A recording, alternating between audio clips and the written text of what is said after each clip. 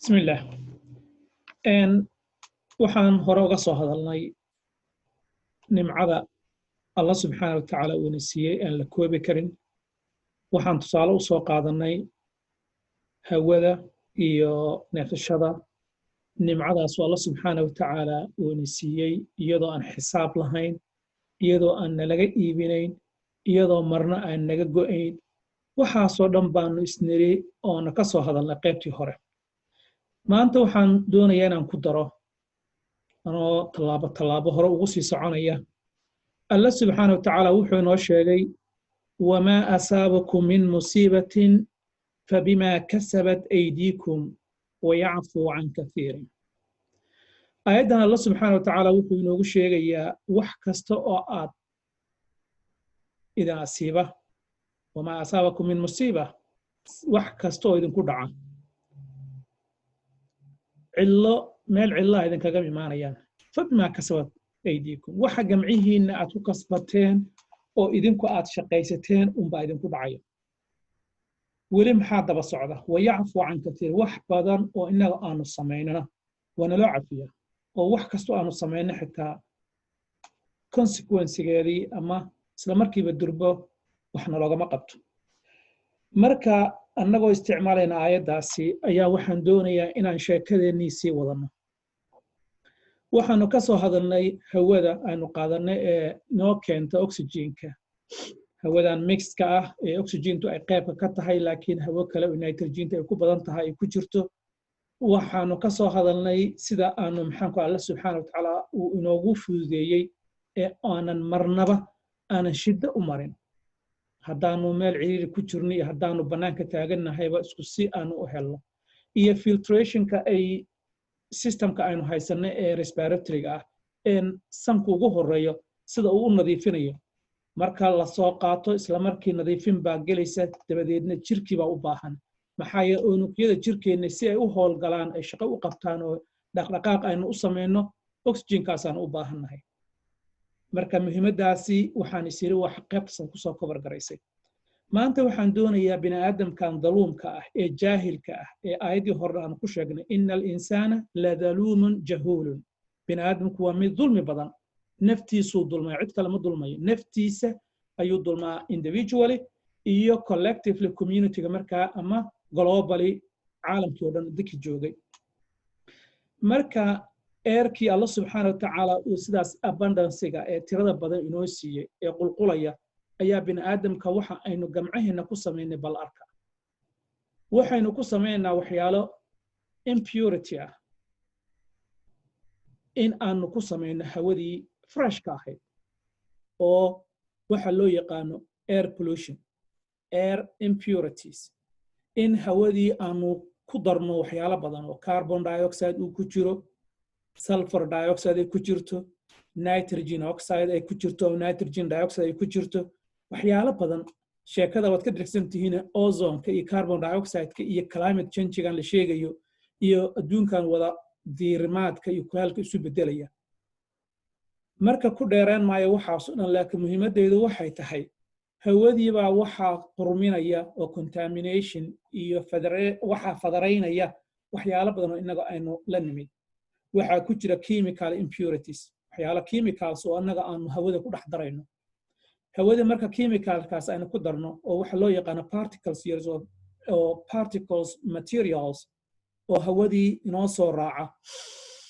marka aynu qaadanayno marka waxaa dhacaysa inaynu qaadanno waxyaalo chemicals oo ay warshadaha aanu samaynay keenayaan gawaarida aanu wadnay ay soo dabada ka soo daynayaan guryaha aynu degannahay waxyaalo badan oo innaga aynu isticmaalno ay hawadii aanu ku misgarayno aanu ku qasayno ku walaaqayno dabadeedna ay dhacaysa markaa inaanu neefsanno marka waxyaalahaasoo dhan impurity-ga ah dhibaato badan bay nagu keeneen markii la gaaro ayaynu ka hadli doona dhibaatooyinka ay nagu keeneen laakiin maanta waxaan doonayaa tallaabo inaan kuu dareensiiyo hawadii abundantiga ahayd ee ciiddaa ka badneed sidaa u soconaysa ee sahalka ahayd ee Allah subxaanahu wa tacaala inoogu maneeyey annagii bini'aadamka ahaynay naloogu talagalay caalamkan inaynu ikhtilaaf baynu nahay waa camirnay inaanu degno aynu si wanaagsan ugu noolaano maxaa yeelay bini'aadamka dhulka marka la keenayay geedaa yaalay hawaa jirtay xayawaanaa joogay bini aadamku waxay ahayd inuu nimcadaas alla subxaana wa tacaala uu siiyey si saani ah uga faa'iidaysto aanuna balansigaas hawada iyo jawiga aan waxweyn aanu ka bedelin marka isbeddelkii aynu ku samaynay hawada oo impurity-ga aynu ku keennay taasoo ah marka isbeddel inuu ku imaanayo marka compositionkii hawadu ay lahayd intay ka koobnayd in ay kuwo aanu looguba talagelin in ay hawadii ku soo bataan hawadii waxaa laga helayaa hadda marka microbes biological contaminants virusyo microbes oo hawadii inoo marmarayaa la helaya okay maxaa kaloo la helayaa waxaa la helayaa chemicals warshadihii aynu samaynay warshadaha waad arkaysaane qaaca sii deynaya iyo smooga ka samaysmaya magaalooyinka waaweyn magaalada walba magaalada ay ka weyn tahay way ka qaac iyo maxaan ku rahdaa iyo qurun badan tahay baadiyaha marka loo baxo iyo meesha dhirta badan keliya ay taalo hawo waxaad ka helaysaa neecaw fiican oo runtii maxaa yeelay dhirtiiba waxay soo deynaysaa oxygentii oo marka kaarbonkana iyadaa qaadanaysa marka haddii kaarboonka iyo chemicals kale oo ay ka midka yihiin nitric oxide iyo carbon dioxide carbon monoxide sulfur oxide ay hawadii meesha aynu degannahay guryaheenna ay ku badato dhibaato inagu imaanayso markaanu dibadda u baxno outdoor-ka ah outdoor air pollution indoor air pollution marka waxyaalahaasaan doonayaa runtii waxyaalaha ay ka midka yihiin biological contaminants-ka ah marka aynu usii galno covid iyo TB iyo asma iyo cudurro badan oo maxaan ku rahdaa inagu yimid sidee ku yimaadeen innagu haddaynu nahay bini aadamkii maxaynu ka yeelnay waxyaalahaas way waxyaalaha runtii aan aadka u danaynayo tusaale ahaan gurigeenna markaan joogno dadka soomaalida ah kuwa waddankii joogana waxay shidanayaan maxaan ku rahdaa xaabo waxay shidanayaan kerosene maxaan ku rahdaa stoves oo loo isticmaalo gaaska waxay kala rogrogayaan gaas iyo benziin iyo waxaasoo dhan oo ay sankooda ay marka dambe hawada u soo raacdo qaadanayaan dhibaatooyin badan baana ka yimid hay-adda caalamka adduunka waxay noo sheegaysaa in 90% ay dadku ay qaataan hawo ka zaa'id calaysan intii loogu talagalay oo impure ah oo fadaraysan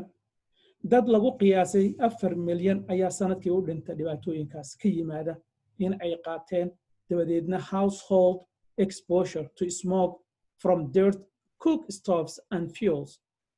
oo waddamadeenna ilaa hadda laga isticmaala waxyaalahaasi taasi waa mid ta labaad waxay tahay dadka halkan joogana iyana sigaarka la cabayo qaaca ka baxaya iyo waxyaabo badan oo ay runtii ay ka midka yihiin maxaan ku rahdaa tusaale markaa u soo qaata air freshenerkan oo kale oo aan guryaha iyo jikada aynu maxaan ku rahdaa marmarsanno ee maxaan ku rahdaa isnidaano hawadaad wax ka bedelaysaa adigoo caqligaaga biniaadamka waxaad leedahay waaba waxbaad qursanaysaa musqushii aad isticmaashabaad aad hawadeeda bedelaysaa laakiin waxa ka dhashay war uma haysid chemicalska aad adiga iyo ciddii kaa dambaysay musqushaa isticmaasha aad qaadateen iyo raadka ay ku reebi doonto qofkaasi weli ma aynan ka fikirin waana sheekada aanu u soconno hadduu allaydo ama ay dhici karaysaba guryaha iyagoo inaynu shiishe iyo tobacco cigar smokes iyo in lagu isticmaalo oo aanu hawada markaasi isu qurumayno hawadaasi qurantay ayaa waxaa dhacaysa in ilmihii waalidkii duqaydii dadkii gurigaas ku noolaa in ay qaataan dabadeedna ay dhibaato ka haleesho wamaa asaabakum min musiibatin fabimaa kasabat aydiikum wayacfu can kasiir marka arrintaasi waxaan uga dan leeyahay waxay tahay hadday ahaan lahayn biological contaminants iyo hadday yihiin chemical impurities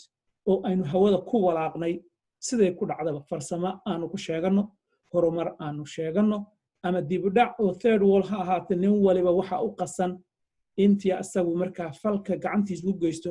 ayuunbuu maxaan ku liqayaa dabadeedna uu dheefsanayaa